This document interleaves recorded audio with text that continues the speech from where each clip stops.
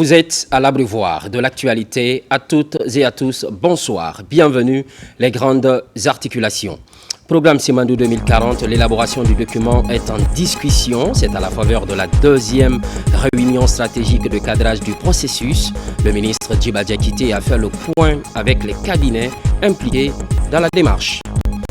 C'est effectif, l'arrivée des engins flambants de la société Nimba Development Company au pied des monts Nimba. Ce premier arrivage intervient après plusieurs mois d'attente. La réception de ces engins mobilise l'ensemble des parties prenantes.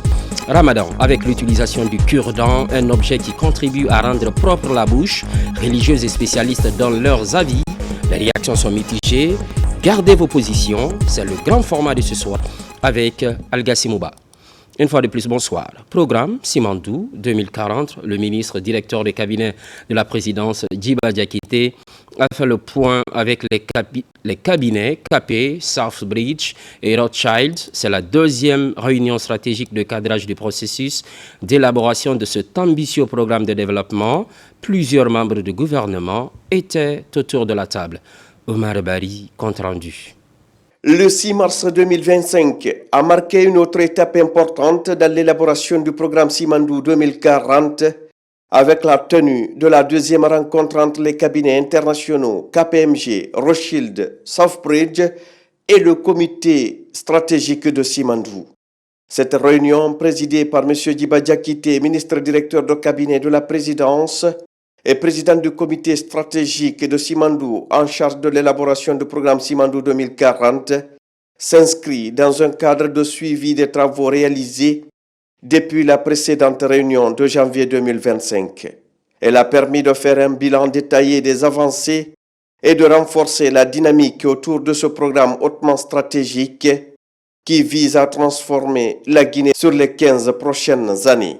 La réunion, qui a duré près de 7 heures, a réuni les représentants des cabinets KPMG, Rothschild et Southbridge et les responsables des départements ministériels et de l'administration publique et membres du comité stratégique, ainsi que du comité technique ad hoc.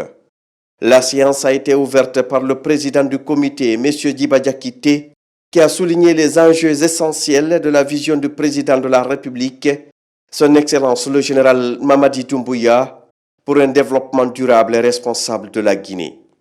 Le programme Simandou 2040 repose sur une stratégie qui vise à la fois la croissance économique, la durabilité et la responsabilité.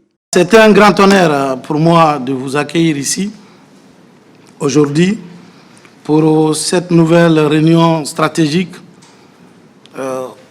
concernant le programme de développement socio-économique durable et responsable Simandou 2040. Ce programme ambitieux du chef de l'État, son Excellence le général Mamadi Doumbouya. Il est important de noter que cette session constitue une étape cruciale dans la progression des travaux. Nos attentes s'articulent essentiellement pour KPMG. Nous avons besoin de faire le point des avancées concernant la deuxième phase d'élaboration du programme.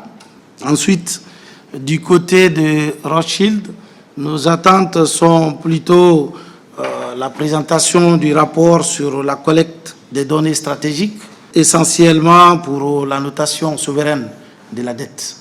Concernant Southbridge, nous aimerions mettre à profit cette réunion pour avoir les recommandations sur l'organisation du fonds. Nous avons fait le choix d'élaborer le programme dans un esprit de co-construction. Après avoir établi les objectifs clés à travers cette pliée, maintenant nous sommes en train de travailler de jour en jour pour maintenant implémenter avec un esprit de co-construction pour permettre à tout Guinéen, tous les acteurs, jusqu'à nos PME au marché que j'appelle les vendeurs de piments ou de poissons fumés, qui puissent participer à l'élaboration du programme de développement pour les 15 prochaines années. Monsieur Lionel Zenzou, ancien Premier ministre du Bénin et représentant de Southbridge, a rappelé l'importance de la mise en place d'un fonds souverain bien structuré adapté aux réalités guinéennes et dont la gouvernance doit être alignée sur les standards internationaux et irréprochables pour garantir le succès du programme.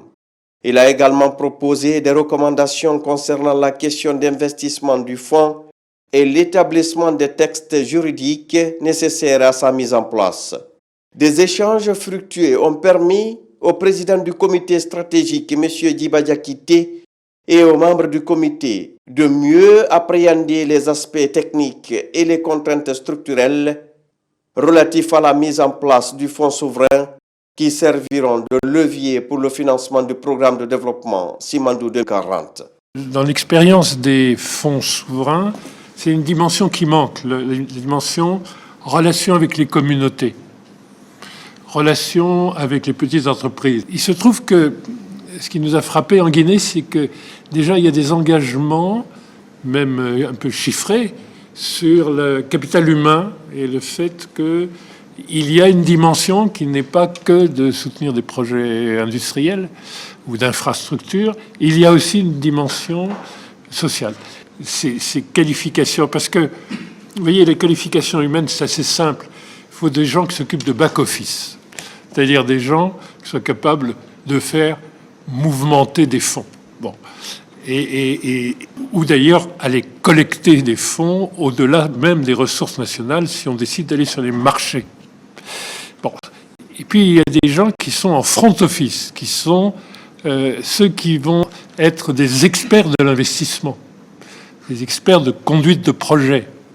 Par ailleurs, je dois vous rendre cet hommage que l'expérience monétaire, la politique monétaire de la Guinée intrigue et impressionne toute l'Afrique en ce moment. C'est-à-dire que parmi les monnaies d'Afrique, celles qui s'apprécient parce qu'on a une bien meilleure organisation des flux de fonds, notamment des devises, pour un pays qui est un des rares pays à avoir, grosso modo, les meilleurs indicateurs macroéconomiques, puisque ni endettement excessif, ni déficit budgétaire non responsable, enfin, cela intrigue, c'est un peu nouveau, et cela impressionne, parce que c'est très rare.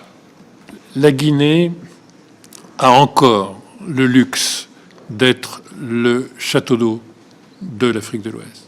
Elle a encore des forêts vous êtes le pays le moins dévasté.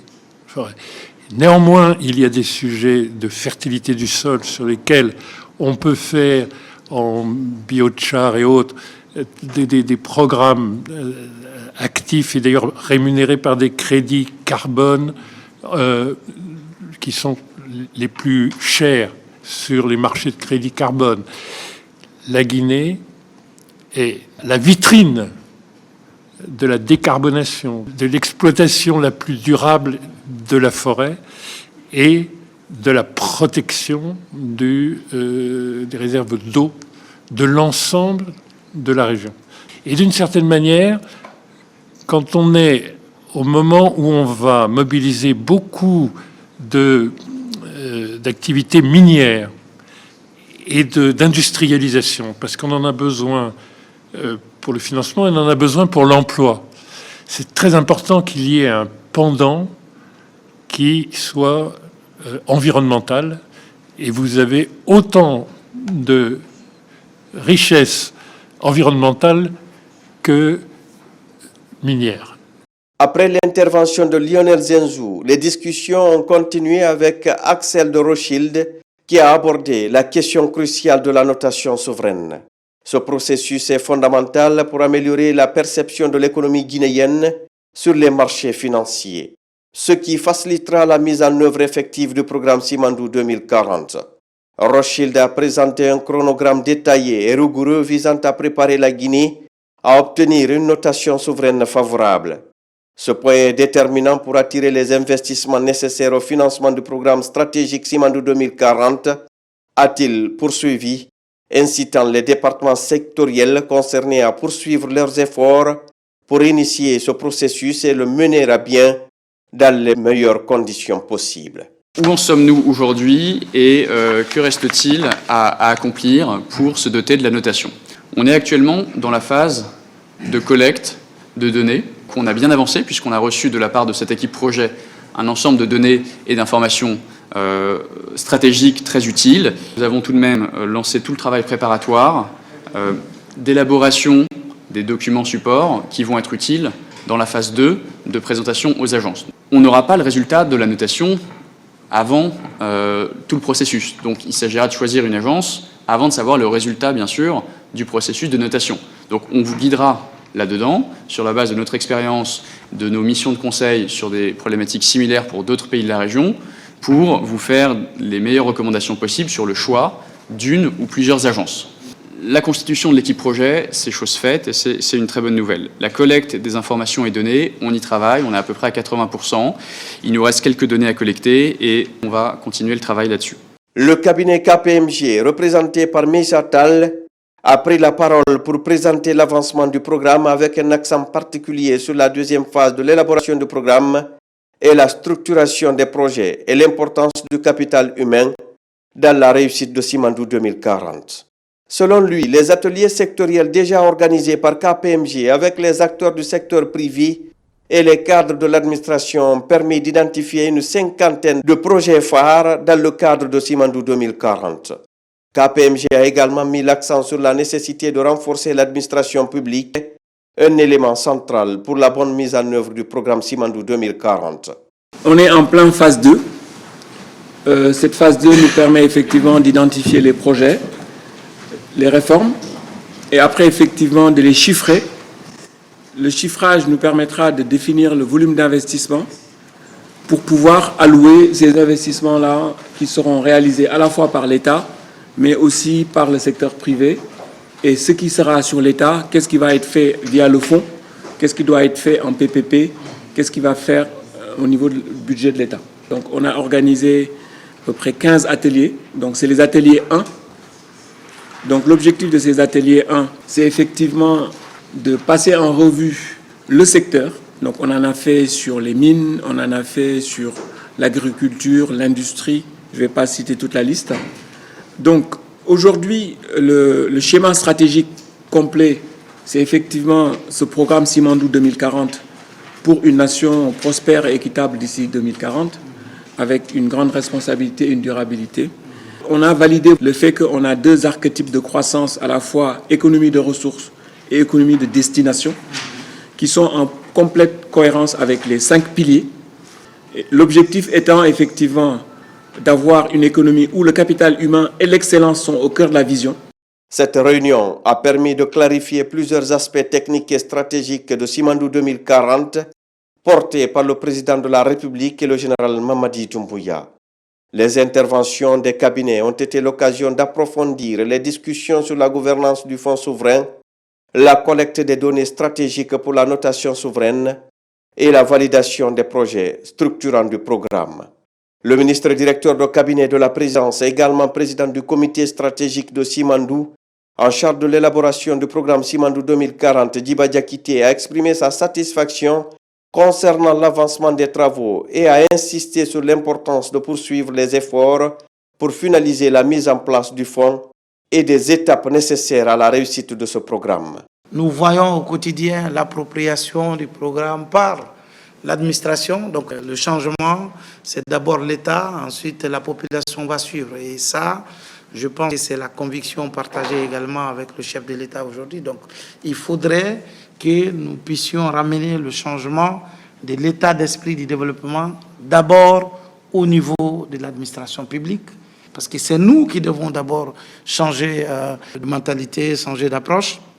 Et puis, le programme Simandou 2040, nous mettons le capital humain au cœur de ce programme, conformément à la vision du chef de l'État, son Excellence général Mamadi Doumbouya, parce que notre conviction est claire, c'est que la garantie de notre souveraineté, c'est le capital humain à travers l'éducation et la culture. Donc nous sommes vraiment très satisfaits de ce rendu qui est fait ici, et je pense que les jours à venir, les travaux vont continuer.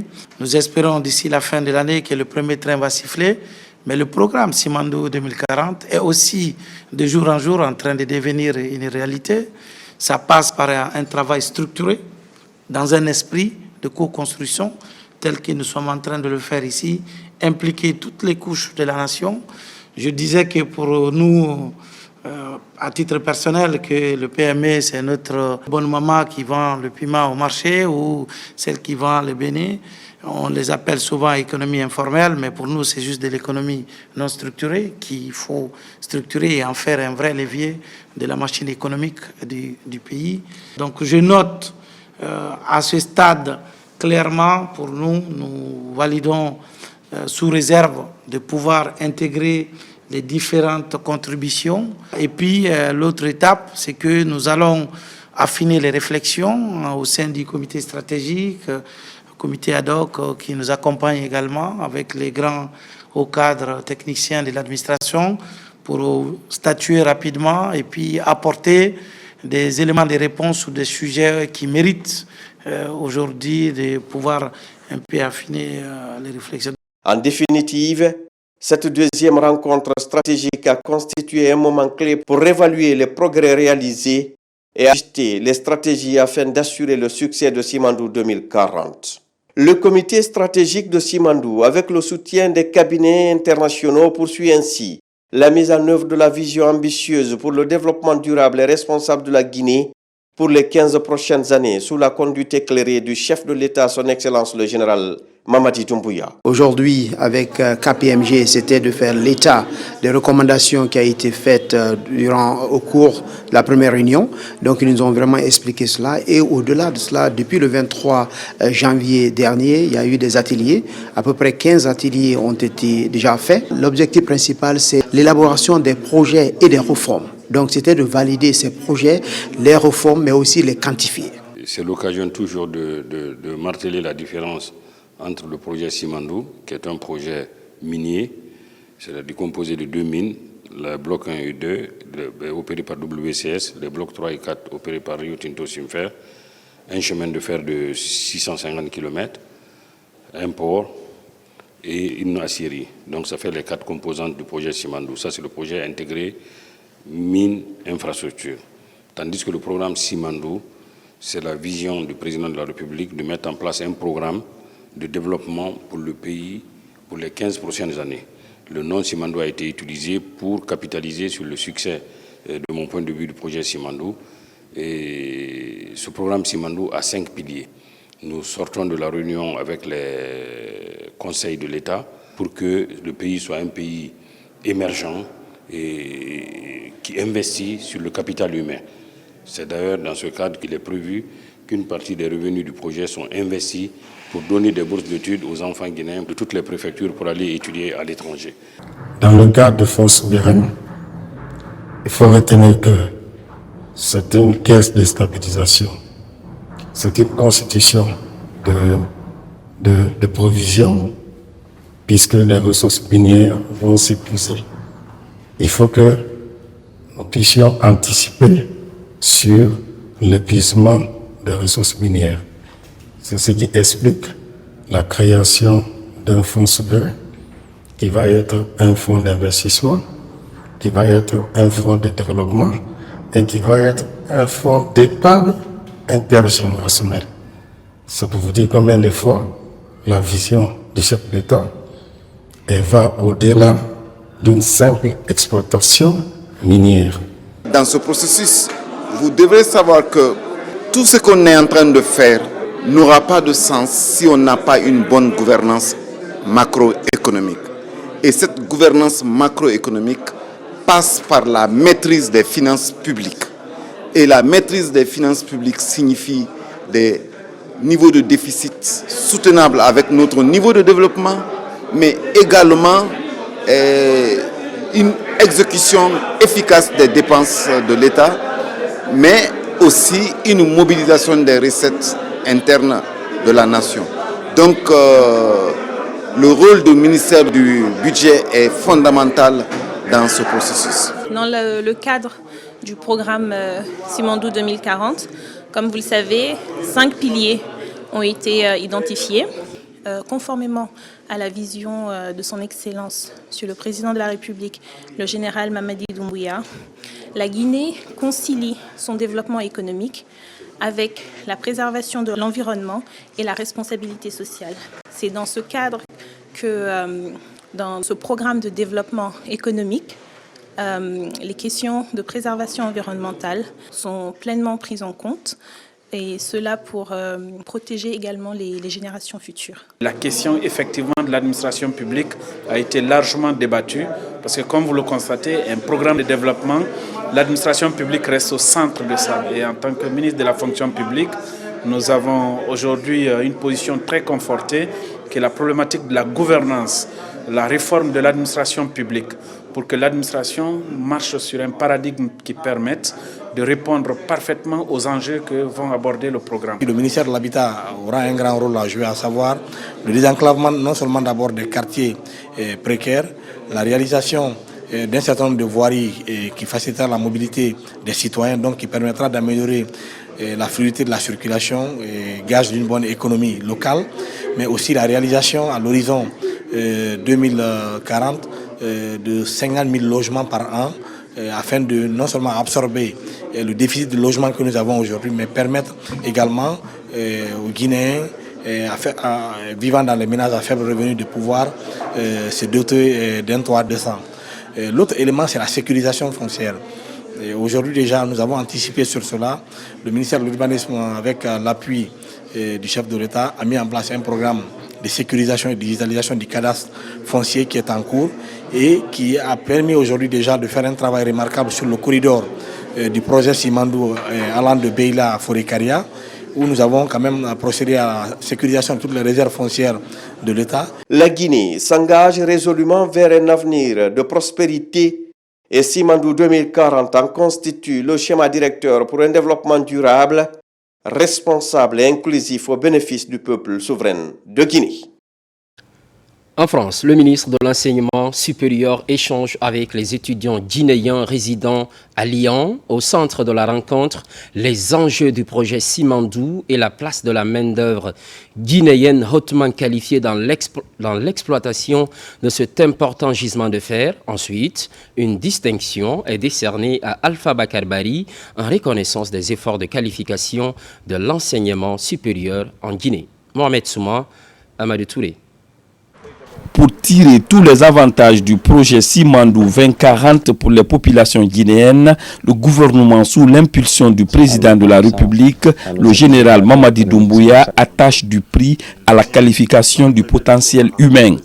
Pour matérialiser cette dynamique, le ministre de l'Enseignement supérieur, de la Recherche scientifique et de l'Innovation met son séjour à l'Hexagone pour rencontrer ses étudiants guinéens vivant à Lyon afin de leur apporter des explications essentielles sur ce méga projet et le rôle qui est le leur pour l'atteinte des objectifs fixés par le pays. Le programme Simandou 2040, qui est aujourd'hui, comme il l'a nommé, un game changer pour la République de Guinée, qui va permettre de toucher à plusieurs secteurs, donc l'éducation, l'agriculture, et permettre aux étudiants qui sont là aujourd'hui, aux jeunes professionnels, de s'enquérir de l'évolution de ce projet, de pouvoir s'approprier ce projet et savoir que ça peut être bénéfique pour eux dans leur parcours professionnel. Le séjour à Lyon a aussi été marqué par la remise de cette distinction honorifique, Dr honoris causa, de l'école de commerce de cette ville française au ministre Alpha Bakar Bari en guise de reconnaissance aux différentes innovations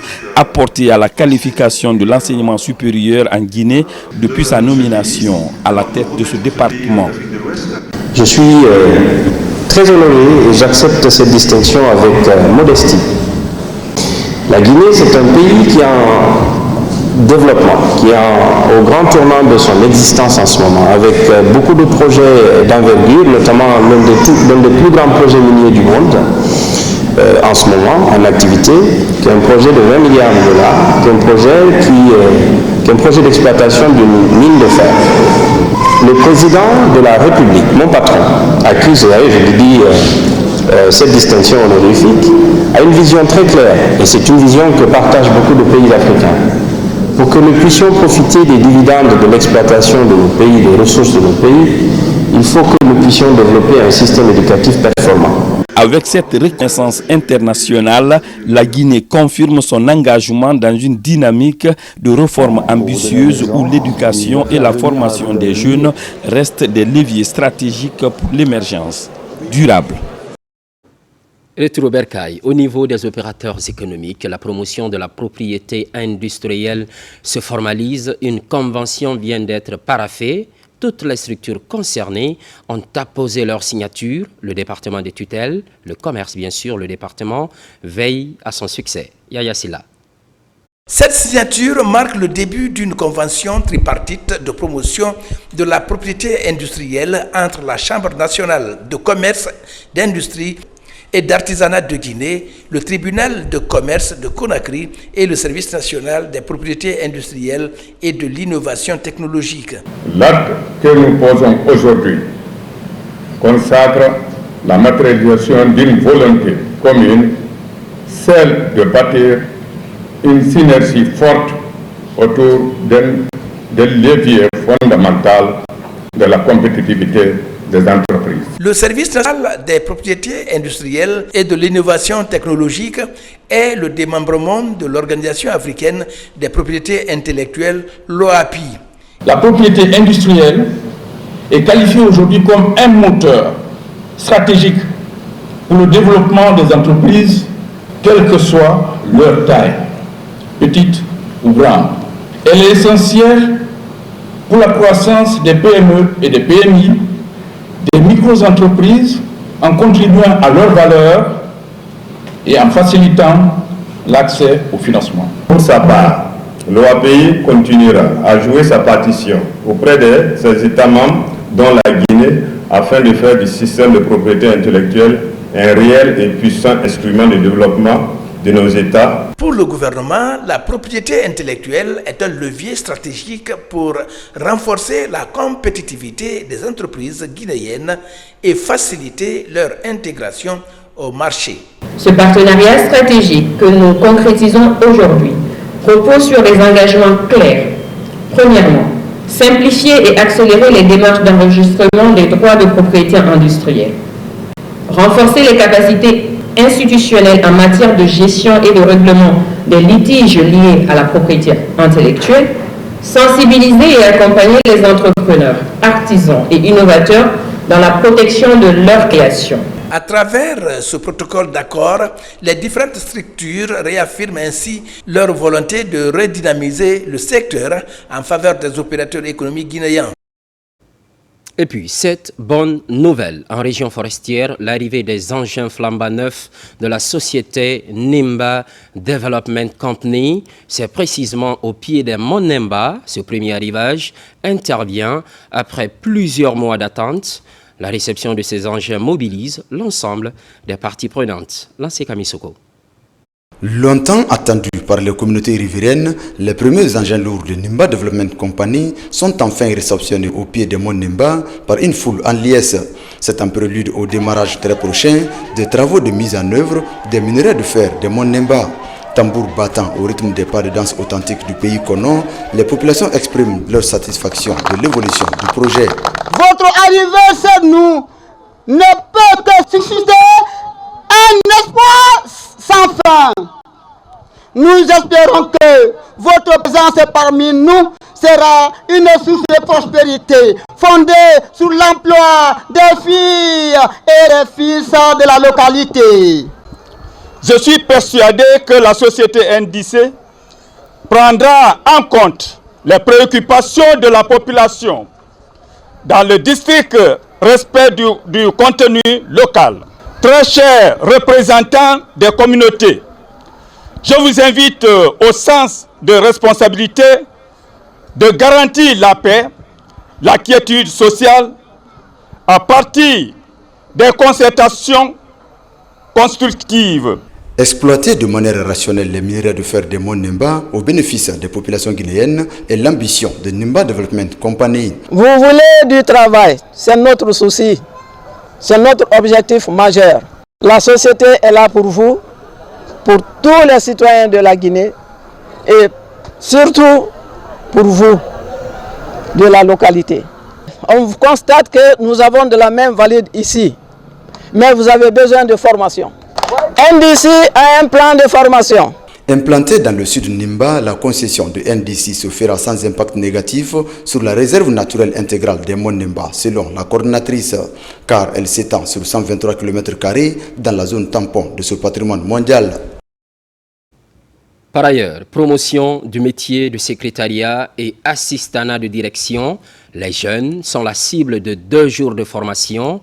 Ça se passe à Conakry, en symposium, et par la suite organisé pour mettre en lumière ces corps de métier. Marwan Kamara. Ces symposiums marquent la fin d'une consolidation d'aptitudes en secrétariat et assistanat de direction de plusieurs jeunes de la capitale. Ici, le débat est ouvert entre les panélistes et les bénéficiaires. C'est un programme du cabinet Déclic Consulting.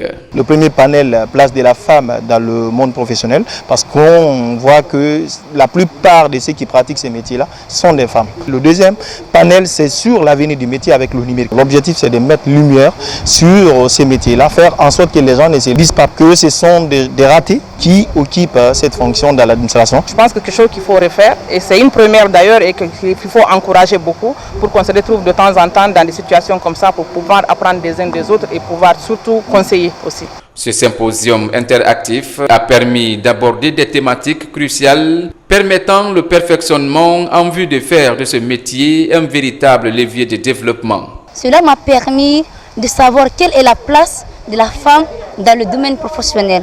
J'ai appris bon nombre de choses comme la gestion du stress, les documents administratifs. Ce symposium ne doit pas rester un simple moment d'échange. Il doit être le point de départ d'une transformation profonde. Et pour cela, j'invite les professionnels du métier à se former en permanence pour être au diapason des évolutions technologiques et administratives. Les institutions à garantir des conditions de travail décentes et un cadre respectueux de la dignité de chacun. Pendant plusieurs heures, les panélistes ont répondu aux attentes des participants sur la responsabilité qui consisterait désormais à mettre les connaissances acquises au service de l'administration publique et privée. Au terme de la rencontre, le cabinet Déclic Consulting a décerné des satisfecits aux bénéficiaires de cette formation. Premier conseil d'administration depuis la nomination d'une nouvelle équipe dirigeante à la tête de l'Office national de formation et de perfectionnement professionnel. Entre autres sujets à l'ordre du jour, l'évaluation des activités réalisées, les perspectives et l'adoption du budget pour l'exercice 2025. Moussa Komara. Aujourd'hui, la stratégie de l'Office national de formation et de perfectionnement professionnel est de booster les compétences des jeunes et des femmes dans divers corps de métier. Un défi que les responsables de cette structure entendent relever vaille que vaille. Pour ainsi être en conformité avec les orientations du département de tutelle, la direction générale a initié cette session ordinaire pour adopter le budget d'exécution des priorités définies pour l'exercice 2025. Il s'agissait de faire une revue des activités du PAO de l'ONFP et un certain nombre d'actions que l'ONFP doit prendre, notamment l'heure de jour a été aidée. Donc nous avons procédé à la revue de ces différentes activités, mais aussi aux résolutions qui sont prises lors du précédent conseil d'administration. À travers la mise en œuvre du projet Simandou et les perspectives qu'offre ce programme, les ambitions des nouveaux dirigeants de l'Office national de formation et de perfectionnement professionnel sont déballées pour mieux orienter les membres. L'année 2025, on a décidé d'investir en qualité au niveau de la formation, et une des recommandations du département tutelle, qui est le ministère de l'enseignement technique et de la formation professionnelle et de l'emploi, c'est intégrer toutes nos formations dans le programme Simandou 2040. Cette réunion d'échange et de partage d'expériences professionnelles entre les membres du conseil d'administration et les responsables du service témoigne de l'engagement de l'instance publique à mettre en pratique la politique de réinsertion sociale des jeunes, ce qui devrait réduire considérablement certains fléaux sociaux engendrés par le manque d'emploi. À Kankan, lancement des travaux de construction de la trésorerie régionale. L'activité est présidée par le gouverneur colonel Moussa Condé, une initiative de gouvernement guinéen pilotée par le ministère de l'économie et des finances. Fodé Bangali Fofana, correspondance. C'est le début d'une aventure collective forcée par l'ambition du président de la République, général Mamadi Doumbouya, de doter les régions et préfectures d'infrastructures modernes, fonctionnelles et adaptées pour l'amélioration des conditions de travail du personnel de l'administration publique à la base. La modernisation d'urgence de nos trésoreries témoigne de l'importance que M. le ministre de l'économie et des finances porte à la décentralisation et au renforcement des capacités des services financiers dans notre région. Votre implication tout au long du processus est attendue et serait bien appréciée par le ministre de l'économie et des finances. Je voudrais inviter l'entreprise à respecter scrupuleusement le contenu du cahier de charges et le délai contractuel de réalisation des travaux. La construction de cet édifice symbolise l'engagement de l'État en faveur d'une administration financière moderne, performante et proche des citoyens. Nous avons connu beaucoup de poses de première pierre et nous sommes en train de connaître aussi beaucoup d'inaugurations. Cela dépend de la refondation qu'ils ont prônée depuis le 5 septembre. C'est un exemple fort et nous sommes très heureux d'accueillir le lancement de ces travaux ici à Kankan. Je demanderai seulement aux travailleurs de mettre en œuvre rapidement cette réalisation. La configuration, là où on doit construire ce beau bâtiment, doit être déguerpie de tout matériel gênant. C'est le bon moment de quitter sur le terrain avant que ça soit trop tard. L'édifice sera réalisé sur une superficie de 3000 m² ici au quartier Aviation dans un délai de 12 mois. Prenons la température du côté de la préfecture voisine Kérouani, précisément la commune rurale de Damaro. Le plan de développement local progresse de façon rassurante. Plusieurs infrastructures sociales de base sont réalisées. La population a d'ailleurs validé la nouvelle feuille de route de la délégation spéciale. Jamokaba. La commune rurale de Damaro dans Kérouani ambitionne grand. Sur le terrain, la motivation de la municipalité a permis d'enregistrer de belles avancées dans le registre du développement local depuis avril 2024. Pour améliorer les performances, le président de la délégation spéciale organise cette assise pour révisiter le bilan de la première année de gestion. Donc, il y avait des volets sociaux qui nous a permis de rendre compte à notre population quels sont les conflits que nous avons eu à gérer, car il n'y a pas de développement sans paix. Et ensuite, il y avait un autre volet qui parlait de la gouvernance. Donc, nous avons reçu une lettre de mission quand nous avons été installés par le ministère de l'administration du territoire et de la décentralisation. Donc, il fallait appliquer le contenu de cette lettre aussi de mission. À travers le partage des informations stratégiques, il s'agit d'énumérer les causes de certaines insuffisances pour apporter des solutions. Je suis à Damaro il y a 30 ans. Le plan de développement de notre localité est vraiment appréciable. C'est d'ailleurs une première. C'est quelqu'un qui défend l'intérêt général. J'attendais ce qu'il a dit et ce qu'il a fait. Il est vraiment bien.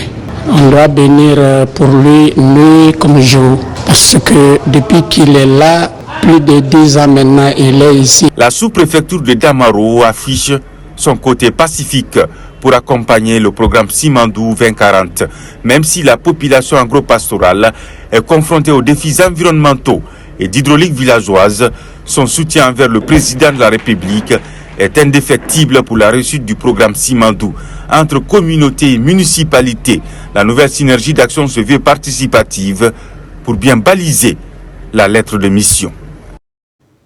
Mobilisation des ressources financières. La thématique est développée au bénéfice des cadres de la commune de Kagbelin. C'est dans le Grand Conakry. La formation s'inscrit dans la perspective de mise en œuvre du plan de développement local. Nabi Kamara.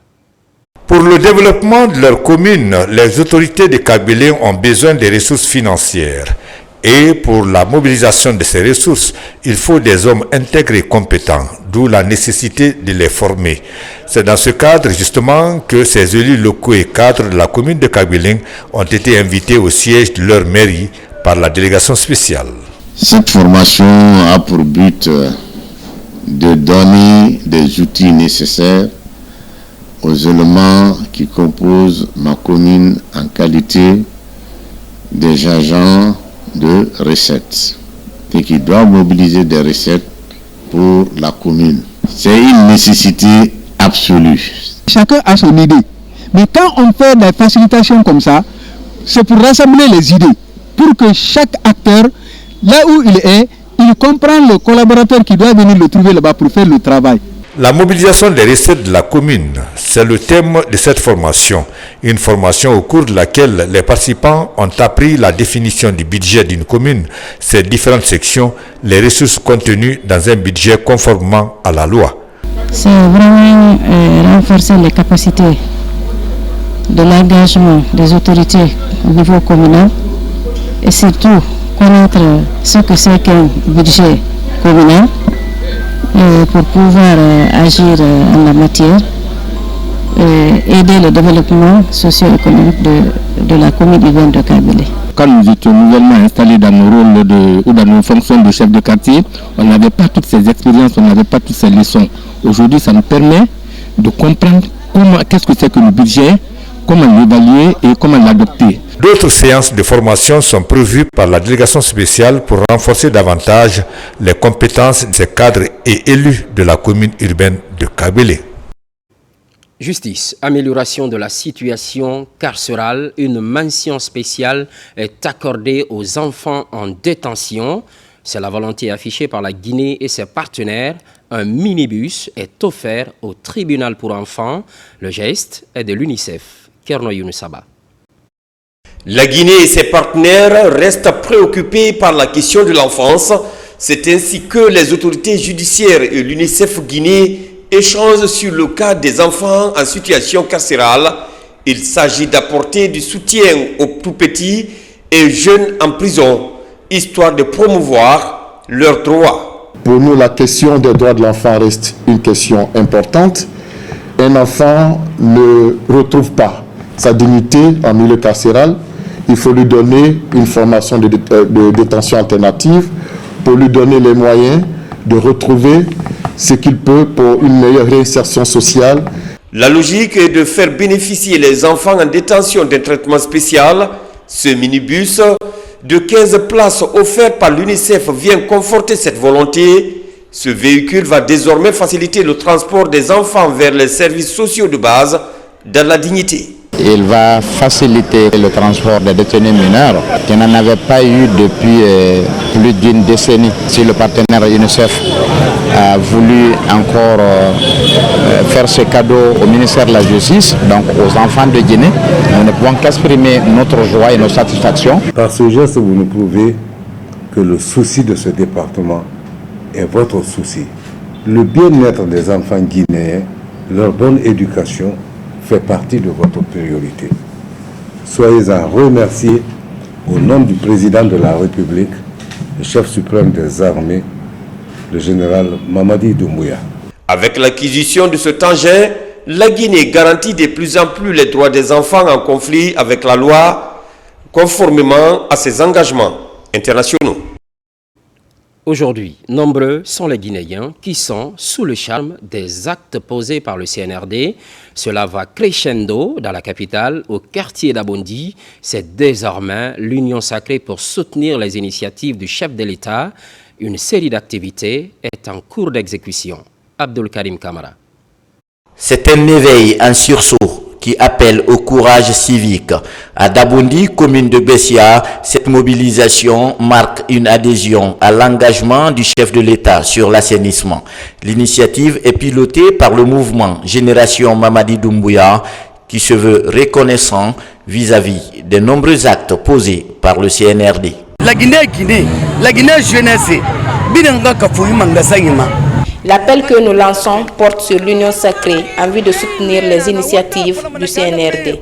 Nous, les femmes de Dabondi, sommes engagées dans ce sens, car c'est l'union qui fait la force. Chacun doit l'accompagner, l'appuyer, le soutenir de sa manière. Et voilà pourquoi ces vaillants citoyens du quartier d'Abondi 1, commune urbaine Bia, ont pris cette initiative. Avec le mouvement Génération Mamadi Doumbouya, voilà notre manière d'accompagner notre général. L'occasion est aussi mise à profit par le mouvement Génération Mamadi Doumbouya de pratiquer la charité.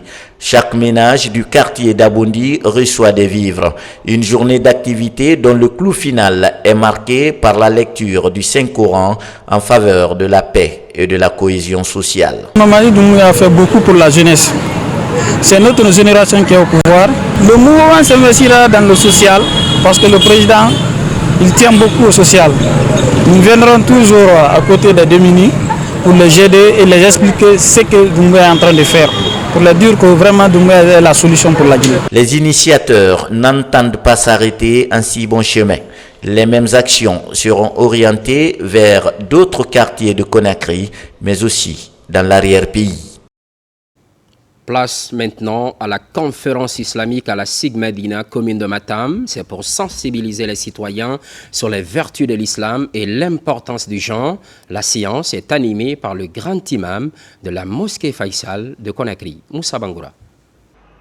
Cette conférence islamique conscientise les citoyens de la capitale Conakry. Ici, à la SIG Medina, jeunes, femmes, religieux et chefs de famille étaient tous mobilisés. Animés par le grand imam de la grande mosquée Faisal, cette conférence islamique a gravité autour de l'importance du jeûne, de la zakat et des vertus de l'islam. Aujourd'hui, j'ai parlé sur la fondation de cette religion, qu'Allah a commencé la révélation dans le mois Saint Ramadan. J'appelle tout le monde de suivre les recommandations divines de notre religion. Il faut que les musulmans fassent beaucoup attention de ne pas être musulmans par nom et non musulmans par action. L'autre thématique débattue est liée au comportement du fidèle musulman envers son prochain en ce mois de pénitence. Il faut que la jeunesse prenne leurs responsabilités. La Guinée de demain, c'est pour nous. Donc, si on n'est pas assidu aujourd'hui, on ne peut pas être dirigeant demain. Cette rencontre religieuse est initiée par la jeunesse de la SIG Medina dans la commune de Matam. Le thème développé est le rôle des jeunes et des femmes dans l'islam. On prie, c'est vrai, mais est-ce qu'on connaît l'islam? C'est ça la grande question. Et sûrement, on a fait une première étape. La seconde étape, on va se mettre au point pour qu'on puisse définir notre feuille de route. L'objectif est que les jeunes s'imprègnent de l'islam. Ça nous a édifié. Le rôle des femmes. Ce qui m'a surtout impressionné dans ça, c'est les différents aumônes qu'on doit donner. L'imam a dit que si l'homme est diminué, que sa femme peut lui venir en aide. Pour nous, le droit là ne revient qu'à l'homme. Autre sujet développé, la vie du prophète Mohammed, paix et salut sur lui, et l'expansion de l'islam dans le monde. Des manuels coraniques et accessoires de prière sont distribués aux responsables religieux du quartier pour leur contribution dans la formation des jeunes. Parallèlement, soutien des initiatives présidentielles, le Palais du Peuple a été le théâtre d'une lecture du Saint-Coran sur initiative des enseignants, cérémonie placée sous la présidence de la coordinatrice nationale du Moussa Code. Des prières sont dites en faveur de la cohésion sociale. Mikini Moussa Kamara, Kerfala Presse Kamara. Plusieurs centaines de fidèles musulmans se retrouvent dans la salle des congrès du Palais du Peuple. Le but de cette rencontre religieuse est de prier en faveur de la promotion de la concorde nationale. C'est une idée de l'association des enseignants et amis de l'école pour le soutien aux actions du président de la République, le général d'armée Mamadi Doumbouya. Nous, enseignants, enseignantes et encadrants du système éducatif, sommes venus pour exprimer notre soutien indéfectible et inconditionnel à notre champion, le champion de tout le peuple de Guinée, qui est le général Mamadi Doumbouya. Cette lecture de Saint-Coran dans toutes les contrées de la Guinée, par tous les mouvements de soutien au président de la République, montre effectivement que les actions du général Mamadi Doumbouya seront galvanisées et seront soutenues par le bon Dieu, et surtout dans ces 5 mois de Ramadan où toutes les actions sont multipliées par 10. Le mouvement Charan Chérif pour la continuité du général d'armée Mamadi Doumbouya, dirigé par Hadja Diaba Doumbouya, soutient l'initiative. Fenfe ko mena ndo kala kuro nyayala nyako be yela nyal be fola nyal be woli malona moli al bolo di nyoma ka jamana na wanyefe wole du man benye jam kala suma ka juya boy ka kono ro juya toy ambe ambulo di nyoma ka kekelende wole du manye. Franchement, je suis très heureux. Aujourd'hui, nous savons que le président de la République, le général d'armée Mamadi Doumbouya, est en train d'investir beaucoup dans l'éducation parce qu'il a mis au cœur de sa gouvernance la qualification du système éducatif guinéen. Depuis décembre 2024, ces enseignants ont intensifié des prières et bénédictions dans plusieurs mosquées de la capitale afin d'inviter les populations à soutenir les idéaux de paix et de développement prônés par le président de la République. Toujours dans l'actualité à Conakry, ouverture de la 5e édition du Coran Challenge. La compétition met l'accent sur la mémorisation et la lecture de livres saints. Les candidats, tous des jeunes étudiants, rivalisent pour s'adjuger le trophée. L'université Nongo Conakry abrite la compétition.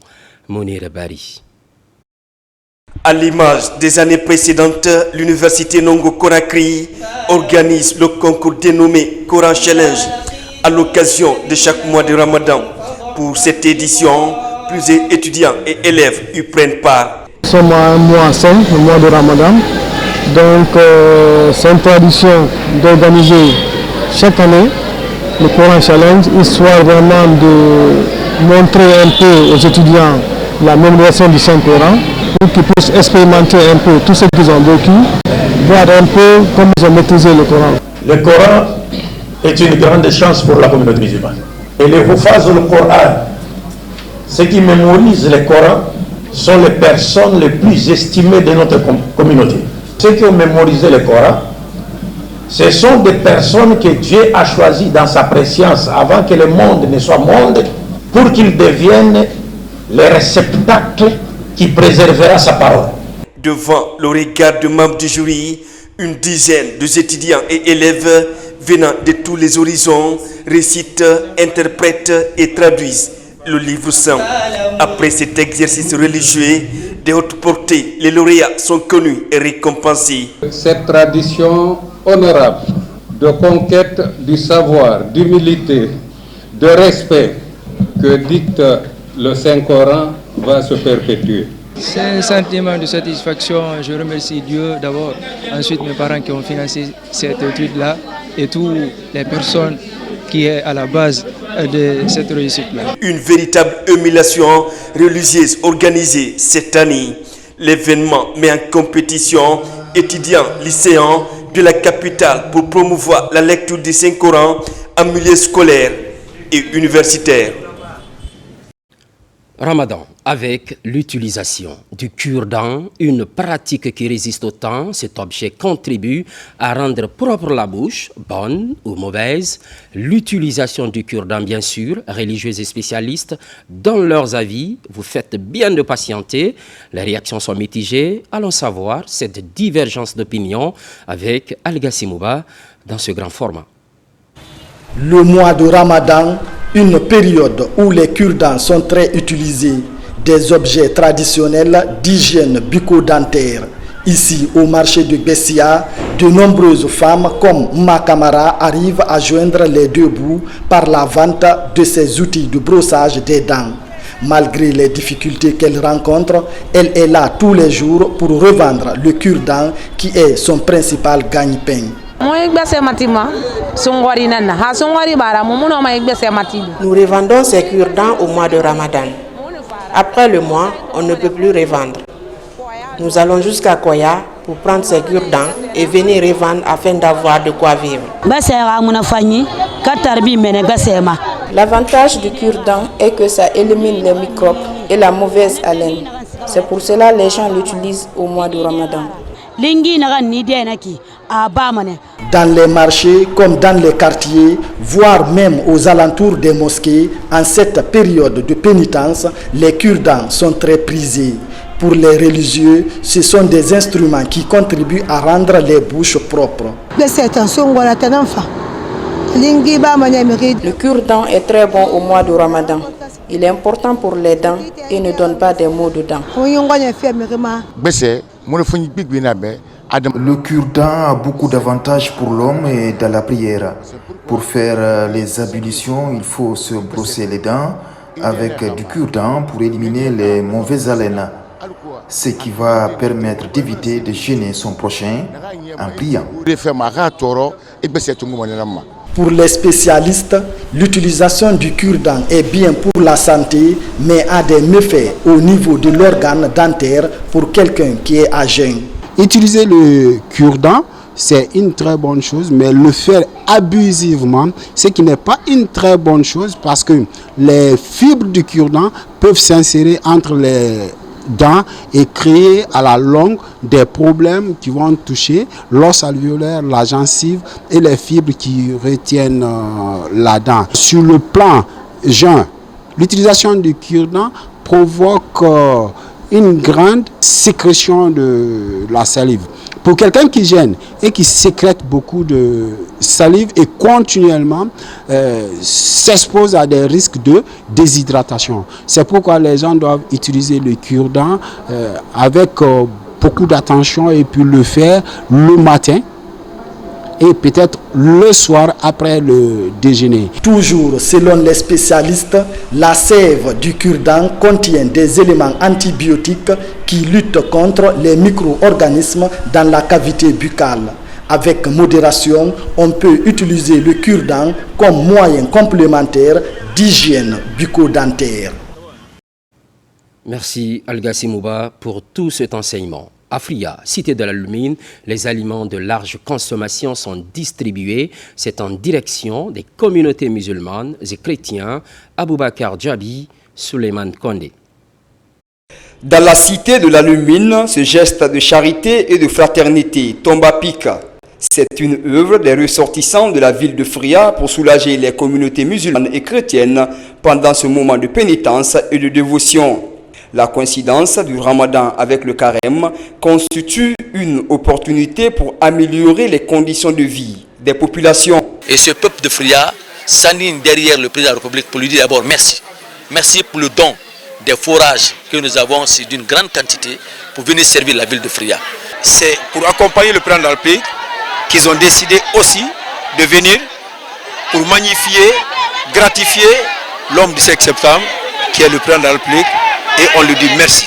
Ces bonnes volontés sont venues avec un agenda plein d'initiatives susceptibles d'impulser le développement socio-économique à la base.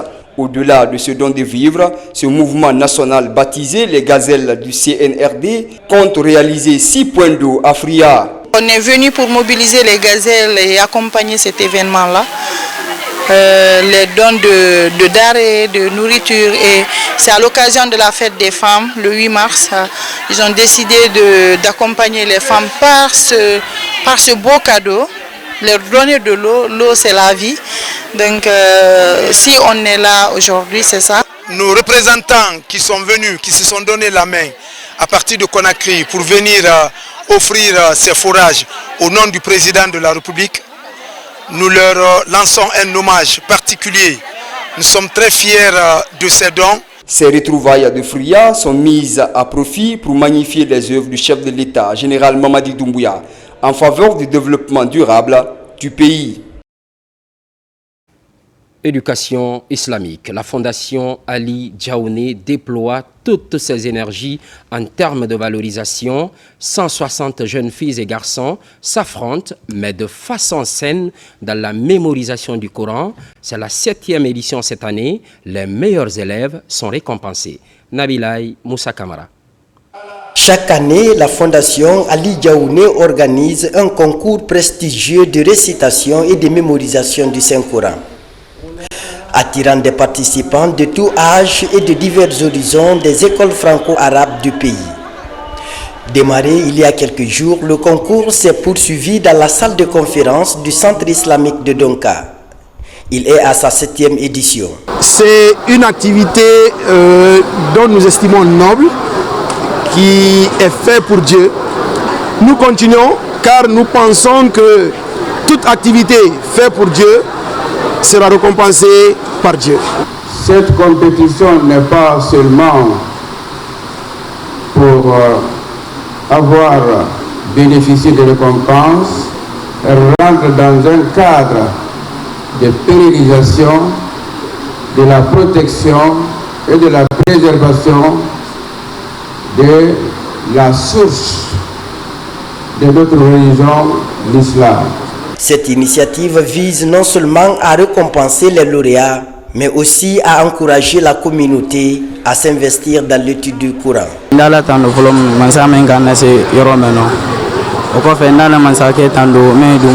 Je remercie Dieu.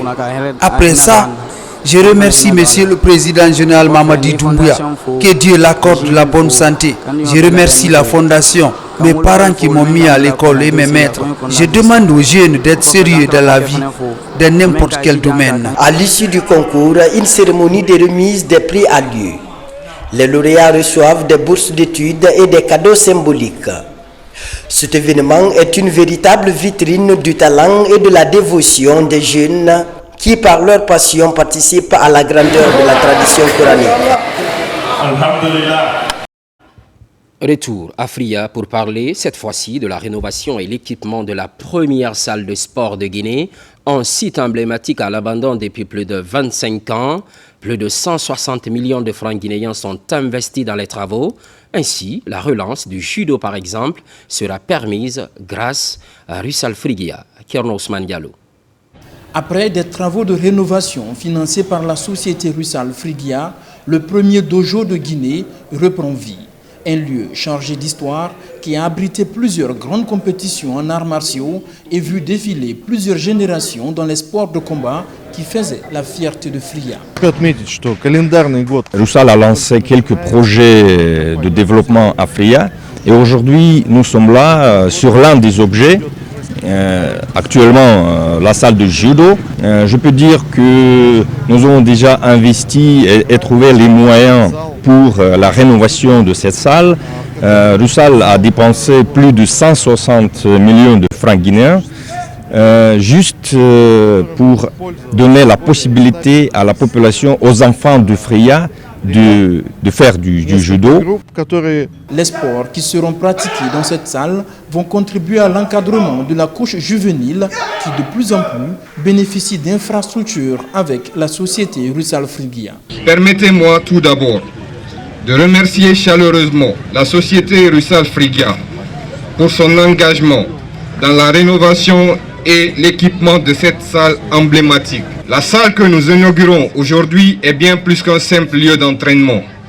C'est un symbole de notre histoire et de notre résilience. Vous ne pouvez pas imaginer que cette salle qui a été construite en 1957 et mise en service en 1958 a été totalement détruite en 1992. Depuis 1992 jusqu'à aujourd'hui, cette date mémorable, notre salle va être remise de façon officielle à nous les pratiquants. Le dojo de Fria est équipé de 2 surfaces de tatami, d'un bureau, des vestiaires et d'un système de ventilation. Un nouvel aménagement qui répond aux normes actuelles afin de permettre aux judokas de pratiquer leur sport dans un environnement sûr et confortable. Et puis, la route vient de faire de nouvelles victimes, 6 morts au total, dont 3 enseignants. C'est sur l'axe Fria-Tanene. Le ministre de l'enseignement pré-universitaire a exprimé sa compassion. En même temps, Jean-Paul Sédi a présenté les condoléances du gouvernement aux familles éplorées. Nabila Kamara. Sur l'axe Fria-Tanene, un événement tragique a coûté la vie à 6 personnes, dont le président de l'association des parents d'élèves et 3 enseignants de l'école primaire Tanene 1. Accompagné de ses cadres, Jean-Paul Sédi, le ministre de l'enseignement préuniversitaire et de l'alphabétisation, est à Tanene Bouramaya pour assister à l'inhumation des victimes de cet accident de la route qui s'est produit dans la soirée du vendredi 14 mars. Je suis là quand même en tant que représentant du gouvernement du général Mamadi Doumbouya et de son premier ministre Amadou Riba, pour apporter leurs sincères condoléances à toute la communauté de Tanene, à tous les enseignants de Tanene et à tous les élèves de Tanene. Il est important que les populations sachent que les responsables de leur pays sont soucieux de ce qui leur arrive. Et quand il y a une tragédie comme celle-là, il est important que nous venions au nom du président de la République et de son Premier ministre et de tout le gouvernement de Guinée. Il est important que soit là avec la population et qu'on participe aux activités. Parents, amis et collaborateurs des victimes se sont mobilisés pour présenter les condoléances et consoler les familles éplorées. Nous sommes en deuil. L'éducation guinéenne est en deuil. Au nom de notre ministre Jean-Paul Sédi et du président de la République, nous sommes venus présenter les condoléances les plus attristés. Montrer à la population de Tanene, à la préfecture de Dubeka, certes, certains anciens sont décédés. Mais avec la grâce de Dieu, le ministre Jean-Paul Sédi prendra toutes les dispositions par la grâce de Dieu pour que ces enfants puissent terminer l'année dans les meilleures conditions. Au nom du gouvernement et de tous les enseignants de Guinée, le ministre Jean-Paul Sédi a présenté ses condoléances aux familles endeuillées et au personnel enseignant de Tanene. Fini cette édition préparée par l'ensemble de la rédaction avec l'accompagnement des équipes techniques. Merci à vous pour l'estime sans cesse renouvelée. Les programmes se poursuivent, l'actualité évolue sur la Guinée, notre paradis, terre de richesse.